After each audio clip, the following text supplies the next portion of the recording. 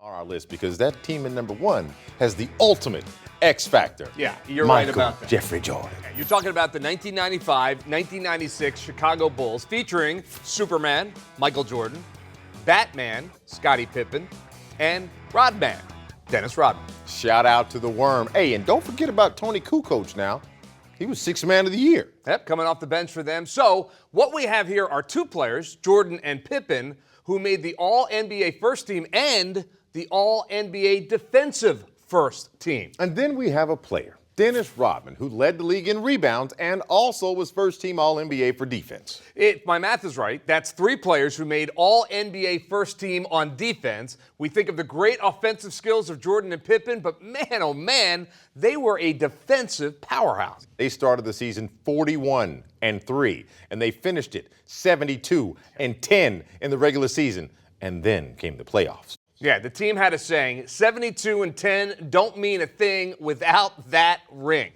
Now, they beat a tough Seattle Supersonics team, 4-2 in the finals. I remember that. Gary Payton, Sean Kemp, those teams are nothing to sneeze at. But, of course, for the entire season, their final record, 87-13. Yeah, so there you go. It is settled, at least in our mind. Yeah. The 1995-96 Bulls are the best team of the post-1990 NBA era. So how do you think they would do against our pre-1990 team, the Wilt Chamberlain Philadelphia 76ers? Let's look at the matchups. Wilt versus Luke Longley.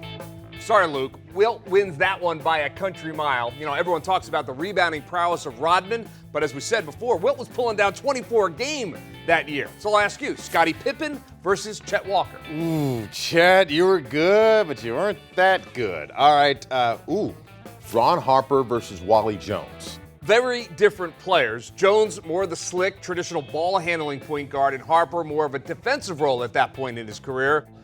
I'm rating them a toss-up at this point. All right, Rodman versus Luke Jackson.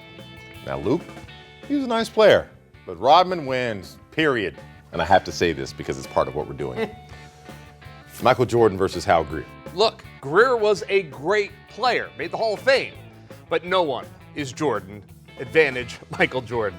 Kukoc versus Billy Cunningham. Look at the numbers. It actually goes to Billy C on this one.